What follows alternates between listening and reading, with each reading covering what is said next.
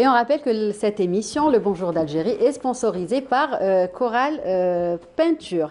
Et puis nous recevons notre invité, je l'avais annoncé ce matin, il s'agit de Monsieur Hassan Menouar, président de l'association L'Amen pour la protection du consommateur algérien. Bonjour. Oui, bonjour à vous et bonjour à tous les suiveurs de Canal Algérie. Oui, à tous nos téléspectateurs qui nous suivent tous les matins, bien sûr.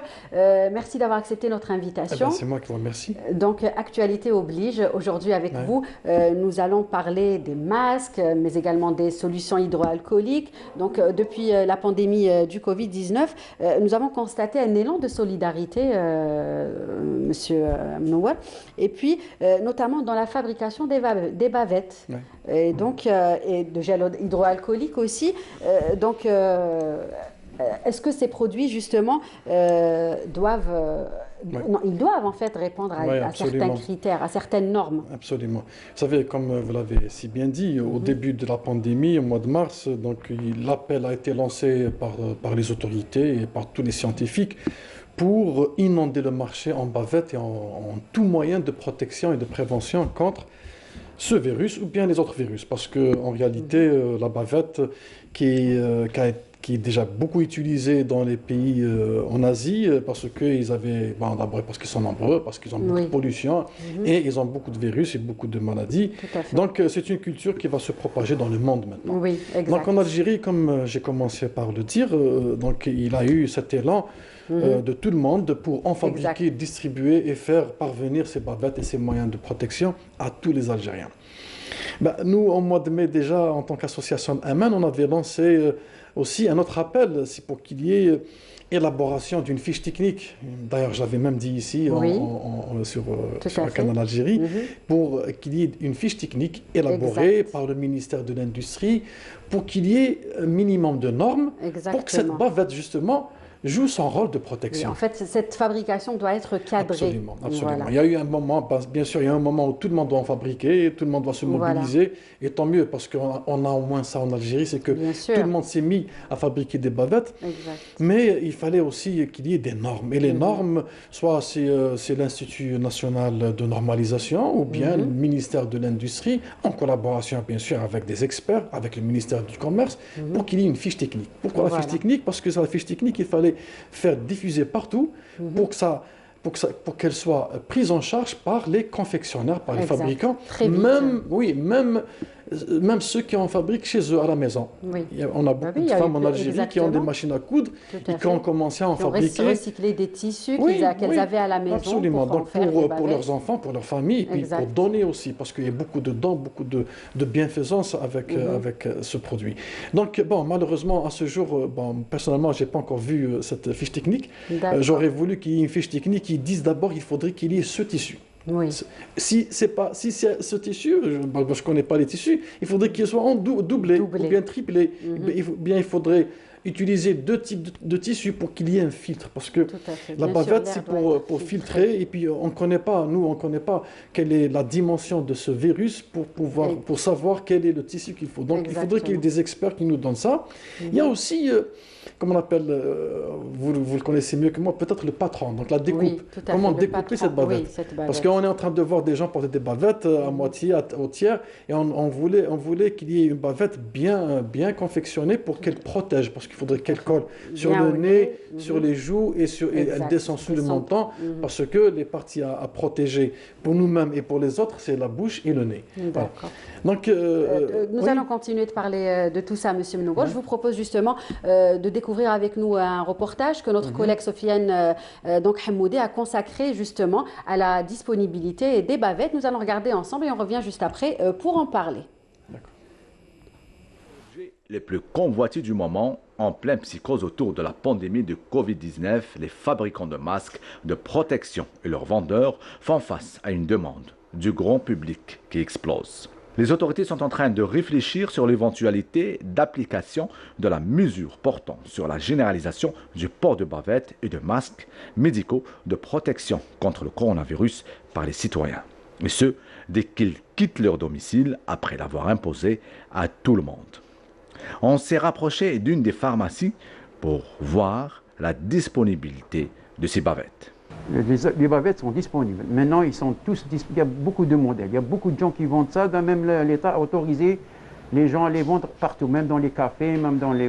Donc, le problème de disponibilité, ils sont disponibles. Il y a même le choix. Donc, il y a des... la bourse تاع الإنسان يقدر يشوف. بصح الحاجة les plus importantes, c'est que les gens, ils demandent conseil. ومن بعد هما سي تو كي ديسيد. رانا دائما نديروا لي بافيت. Ils sont disponibles. شويه على شريت منها بعد شريت 10. Ils sont disponibles, il n'y a pas de problème. هنا ما كان هنا دائما نسيبوه هنا في هذا الفورماسيون نسيبوه. Le savoir-faire est séculaire dans cet atelier Arij qui se trouve à Bab Zouar. Il fabrique auparavant des vêtements pour femmes et hommes. Le confinement a stoppé net la production, mais Fouzi Djilali et Madame Mohamed Sherif ont décidé de confectionner des masques destinés aux particuliers et aux entreprises. Sont réutilisables et lavables jusqu'à 10 fois. رحت للصيف باش نجيب لي بافات يعني كانوا ناقصين. شريت على واحد لي بافات. دخل كي استقبلني في لاتيلي تاعو. انا شريت عليه لي بابات راه في الطريق قاعد نخمم لازم نشوف كاش اتيلي هنا في الجزائر تكون قريبه ليا كومبارازا راني ندور تلاقيت مع المدام هذه بروبوزيت لها قلت لها اذا نقدروا نساهموا قالت لي اوكي بديت نجيب لها في لا ماتيير بريمير ماتيير وبدينا نخدموا خدمنا شحال من لي بابات خدمنا وسربينا بزاف لي بابات فوزي جا عطانا اون ايدي قال لي اسكو تعاونينا نخدموا غراتويمون نتبرعوا للجمعيات لي زوبيتو ومن بعد هو جاب لنا لا ماتيير من عنده وحنا نخدموا غراتويمون باش نعاونوا الدوله تاعنا ونعاونوا الشعب. هذا هو. تخدموا كل يوم هكذا في هذا خدمنا رمضان يا رمضان الصيام وحنا خدمنا ما حبسناش كامل. العيد ليت العيد حنا نخدموا. Pour réaliser ces masques barrières, il a fallu réorganiser l'atelier et les postes de travail. La majorité en peut reprendre l'activité et participer à la mise en place de ce nouveau projet. شفنا بلي في هذيك لا بيريود كانوا لي بافات ناقصين تما جينيرالمون لازم الخياطات هما اللي يخيطوا لو كان ما نخدموش حنايا تما الناس يقعدوا برا بلا لي بافات. هكذا يا موبيليزاسيون موبيليزيتو كاع البنات وي بيان سور فاهمنا نخدموا نتبرعوا للجمعيات ايتو فوالا. ومازال تخدموها حتى وي بيان سور جوسكا بريزون من مارس حتى دوكا ملي بدات كورونا. Ce petit atelier Arij espère doubler ses capacités de production dans les prochaines semaines. Donc le reportage est réalisé par notre collègue Sofiane Hamoudi. Donc aujourd'hui la bavette est nécessaire au même titre que les autres gestes barrières. Donc on constate qu'elles peuvent être fabriquées donc en divers tissus, être lavables ou jetables. Donc quel est l'idéal aujourd'hui? Vous savez, d'abord c'est bien ce qu'on a vu là maintenant, ça donne une belle image de l'Algérien comme on l'est heureusement. Mais vous savez, il y a eu une première période, je le redis encore, au début, où il faudrait qu'il y ait cet élan pour mobiliser et les moyens humains et les moyens matériels. C'est au début de la pandémie, au mois de mars. Mais après, tout cet élan de solidarité, de bienfaisance, il faudrait qu'il soit efficace. Il faudrait que cette bavette soit efficace. Maintenant, on a eu assez de temps pour rendre cette bavette aux normes.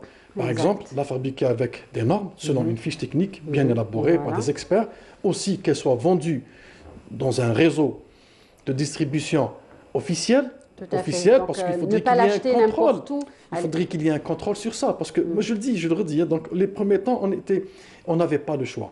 Mais maintenant, après 2-3 mois d'exercice dans cette lutte contre la pandémie, il faudrait qu'il y ait... adapté à cette il faudrait maintenant officialiser les choses, rendre ce commerce contrôlable en amont et en aval. Il faudrait que ce soit vendu dans des commerces bien précis, bien choisis.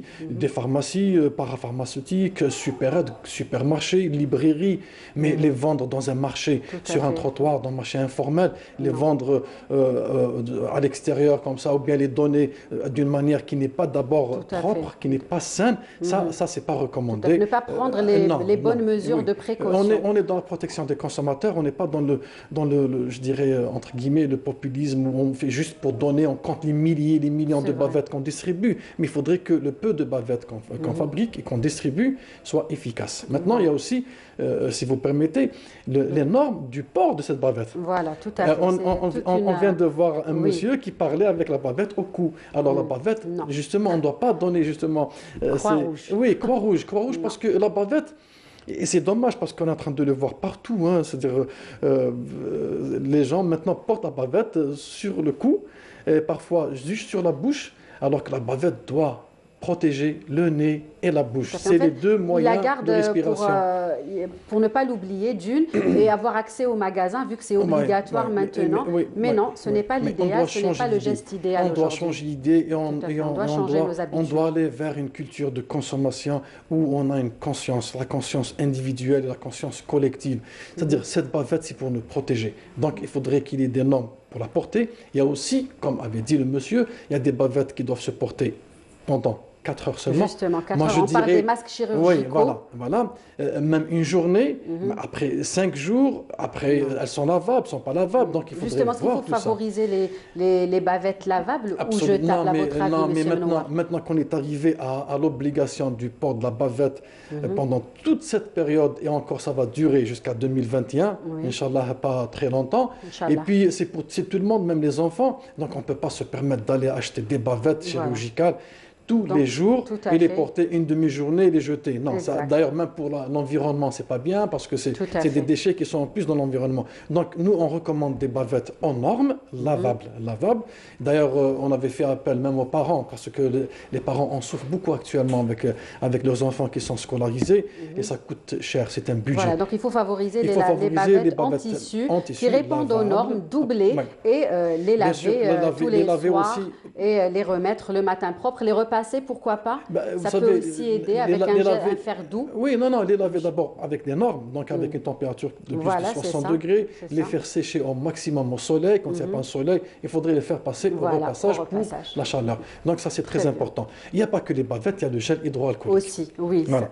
Le gel hydroalcoolique doit aussi répondre à certaines normes. Répondre parce qu'on a certains dosages aussi. D'ailleurs, nous, on le dit toujours, quand on peut se permettre du savon liquide et de l'eau. Voilà, c'est mieux. Il est préférable de se laver à l'eau et au savon. Et pour le virus et pour les mains. Exact. Maintenant, quand on n'a pas ça, c'est le gel hydroalcoolique. Maintenant, il faudrait choisir un gel hydroalcoolique qui combat les virus. Pas seulement les bactéries, il faudrait faire attention. Il faudrait lire sur l'étiquette.